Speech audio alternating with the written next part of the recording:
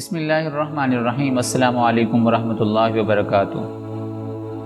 عامر لیاقت حسین 5 جولائی 1972 کو پیدا ہوئے اور اپنی تمام تعلیم انہوں نے کراچی سے مکمل کی۔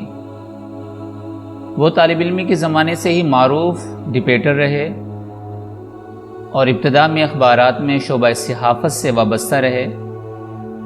انہوں نے ریڈیو چینل کے بعد جیو نیوز میں بھی نیوز کاسٹر کی حیثیت سے کام کیا۔ عامر لیاقت حسین اپنی ذات میں انجمن بھی تھے اور تضادات کا مجموعہ بھی تھے۔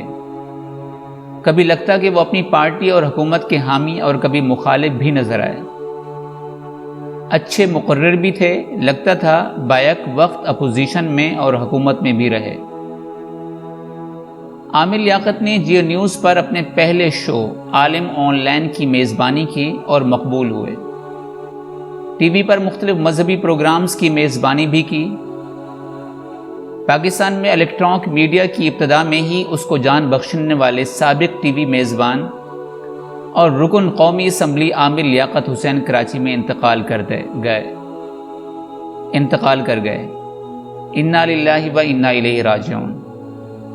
عامر لیاقت کو یہ اعزاز حاصل ہے کہ انہوں نے پاکستان کے سب سے بڑے نیوز چینل جیو نیوز کا سب سے پہلا نیوز بلیٹن پڑھا اور وہ جیو نیوز کے سب سے پہلے نیوز اینکر بھی تھے۔ نیوز اینکر کی حیثیت سے کیریئر کا آغاز کرنے والے عامر لیاقت نے کچھ ہی عرصے میں مقبولیت حاصل کی۔ مذہبی تعلیمات پر دسترس اور اسلامی تاریخ پر عبور رکھنے کی وجہ سے انہوں نے پاکستان میں عالم آن لائن کے نام سے ایک مذہبی پروگرام کی میزبانی شروع کی اور یہ پروگرام پاکستان کا سب سے مقبول پروگرام بن گیا تھا۔ عامر لیاقت نے جیو نیوز پر ہی پاکستان کی پہلی رمضان ٹرانسمیشن کا بھی آغاز کیا اور انہوں نے اپنے اس پروگرام کے ذریعے رمضان کے مہینے کو ایک فیسٹیول میں بدل دیا۔ گھر گھر میں لوگ سحری اور افطار میں عامر لیاقت کے پروگرامز کے منتظر رہتے تھے۔ خواتین سے لے کر بچوں تک ان کے مداح رہے اور عامر لیاقت پاکستان کا سب سے مقبول نام بن گئے۔ انہوں نے بڑی راتوں میں بھی دعاؤں کا ٹرینڈ شروع کیا۔ ناظرین گرامی، سوچنے کی بات یہ ہے کہ جہاں اللہ نے ان کو اتنی بڑا مقام دیا تھا، اتنی سورسز اور اتنی ذرائع دیے تھے، اور جہاں دنیا میں ان کا ٹاپ ٹرینڈ میں نام آتا ہے، آیا انہوں نے ان پروگرامز کے ذریعے ہماری آنے والی نسلوں کو اور ہمیں کیا لیسن دیا؟ کیا سبق آموز چیزیں انہوں نے چھوڑی؟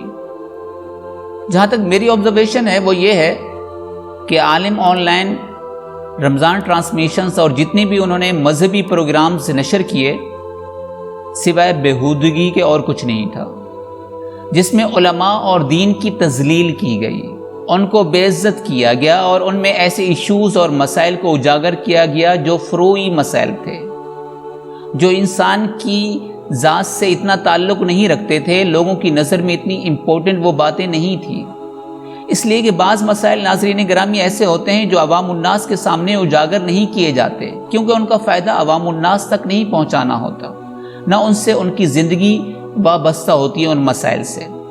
تو اس لیے وہ لوگ جو جس مقام پر پہنچ جاتے ہیں، اللہ نے اگر ان کو خاص مقام دیا ہے، اسٹیٹس دیا ہے، ان کو تو سمجھنا چاہیے کہ میرا ہر وہ کام، میرا عمل، میری باتیں کیسی ہیں اور عوام الناس کے لیے، مسلمانوں کے لیے اور ہماری نسلوں کے لیے وہ کیسی ہوں گی، اور وہ باتیں، وہ مسائل کس طرح ہماری نسلوں پر اثر انداز ہوں گی۔ تو یہ بہت اہم چیزیں ہیں ہمارے لیے۔ اور سب سے بڑی بات کہ ہم کیوں بھول جاتے ہیں کہ جس مقصد کے لیے اللہ نے ہمیں پیدا کیا، اللہ اور اس کے رسول کے دین کو ہم دنیا میں کیسے پیش کر رہے ہیں۔ تو لہٰذا اب تو یہ صاحب اس دنیا سے رخصت ہو گئے، لیکن ہمیں سوچنے کی بات ہے کہ انجام انسان کا کیسا ہوتا ہے، سبق حاصل کرنے کی بات ہے۔ اگر اللہ نے آپ کو ذرائع دیے ہیں، وسائل دیے ہیں، تو دین کو صحیح طریقے سے دنیا کے سامنے پیش کریں۔ تو میری دعا ہے اللہ تبارک و تعالیٰ سے کہ اللہ تعالیٰ ہمیں بھی دین پر صحیح عمل کی اور اس کو صحیح سمجھنے اور عمل کی توفیق عطا فرمائے۔ آمین۔